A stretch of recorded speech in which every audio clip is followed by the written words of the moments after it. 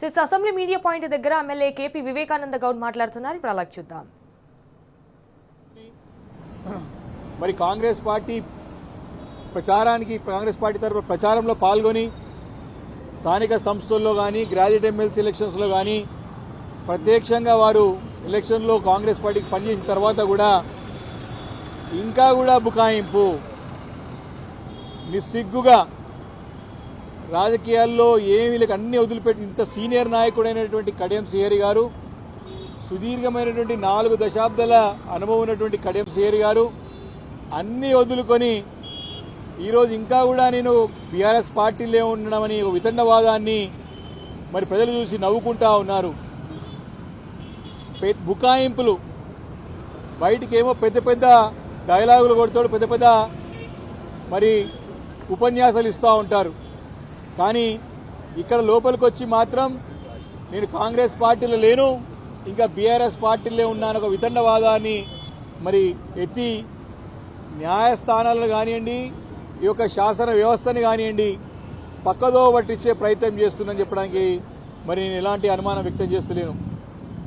మరి వారు మొదటి నుంచి కూడా ముఖ్యమంత్రి రేవంత్ రెడ్డి గారిని నమ్ముకొని పోయినారు. వీరందరూ కూడా ఆ రోజే చెప్పినాం, ముఖ్యమంత్రి రేవంత్ రెడ్డి గారిని నమ్ముకొని పోతే కుక్కతోక పెట్టుకొని గోదావరి ఈదినట్టు అని చెప్పి స్పష్టంగా కోర్టుల అసెంబ్లీ సాక్షిగా అసెంబ్లీలో కూడా రేవంత్ రెడ్డి గారు మాట్లాడుతూ ఏ రకంగా డిస్క్వాలిఫై అయితే ఏ రకంగా ఉప ఎన్నికలు వస్తాయని చెప్పేసి మాట్లాడడం జరిగింది.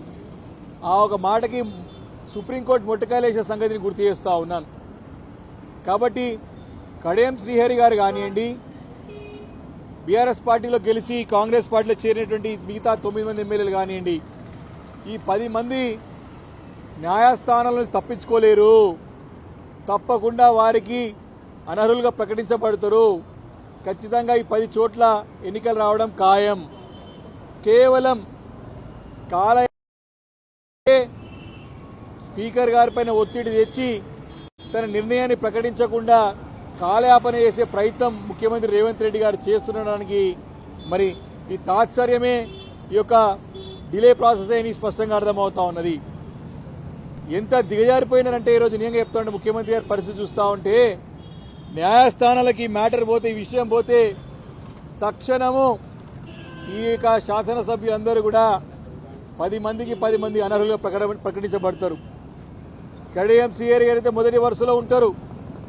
మరి దాన్ని కాలయాపన చేయడానికి వారు దీన్ని పోస్ట్పోన్ చేసుకుంటూ డిలే ప్రాసెస్ చేసుకుంటూ దూరం వచ్చిన తర్వాత మిగతా 8 మంది ఎమ్మెల్యేలకు సంబంధించిన తీర్పుని కూడా ఇప్పటి వరకు కూడా స్పీకర్ గారి కార్యాలయం నుంచి మరి ఒక సర్టిఫైడ్ కాపీస్ ఏదైతే తీర్పుని మరి స్పీకర్ గారు ఇచ్చినారో ట్రిబ్యునల్ చైర్మన్ ఒక హోదాలో ఇప్పటి వరకు కూడా మరి ఆ కాపీలని మాకు అందియలేదు.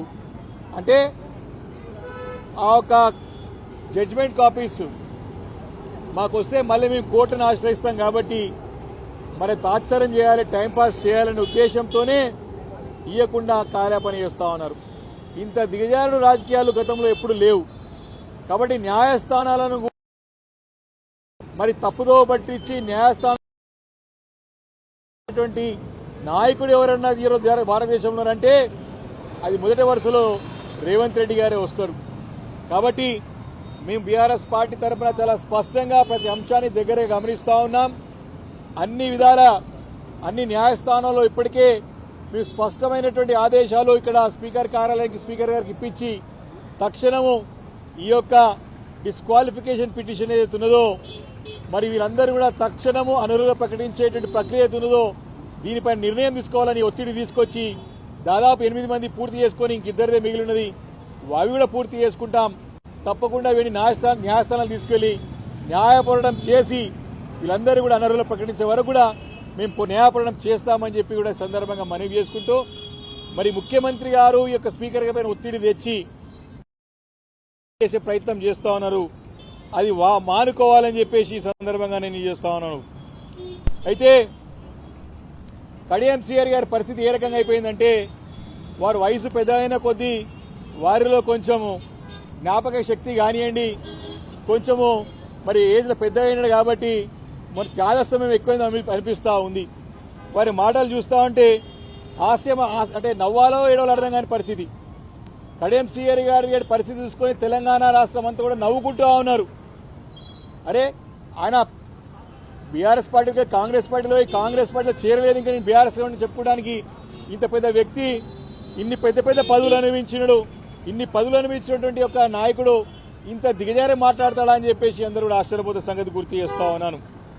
ఈరోజు కడియం శ్రీహరి గారు కేసీఆర్ గారు కాళ్ళు పట్టుకొని ఎంపీ స్థానంలో ఉన్నట్టు ఎంపీ అవకాశం కల్పిస్తే ఎంపీ అయిన తర్వాత మళ్లీ వారికి ఉప ముఖ్యమంత్రి అవకాశం కల్పించినాడు కేసీఆర్ గారు.